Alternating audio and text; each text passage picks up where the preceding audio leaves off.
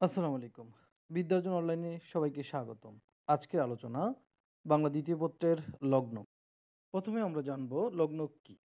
শব্দ পদে পরিণত হওয়ার সময় এর সাথে কিছু অর্থহীন শব্দাংশ যুক্ত হয়, এগুলোকে লগ্নক বলে। যেমন তিনি বাজারে গেছেন। এখানে বাজারের সাথে এ এবং গেছেনের সাথে ছেন। লগ্নকে ৪ ভাগে ভাগ করা যায়।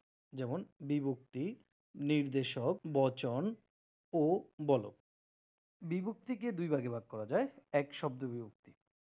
বাক্যের মধ্যে এক শব্দের সঙ্গে আরেক শব্দের সম্পর্ক বোঝাতে কিছু শব্দাংশ যুক্ত হয়, সেগুলোকে শব্দ বিভক্তি বলে। যেমন বাড়ির পিছনে বড় ভাইয়ের হাঁসের খামার।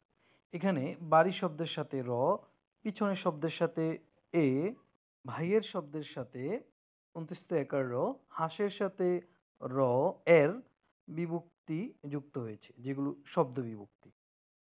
ক্রিয়া বিভক্তি, যেসব বিভক্তি ক্রিয়ার সঙ্গে যুক্ত থাকে সেগুলোকে ক্রিয়া বিভক্তি বলা হয়।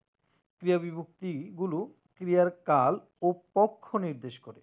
যেমন সে বই পড়ে, এখানে পড়ে এ, এখানে মূলত ক্রিয়া।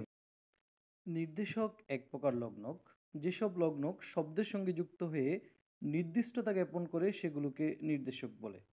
টা, টি, খানা, খানি, টুকু, জন ইত্যাদি নির্দেশক।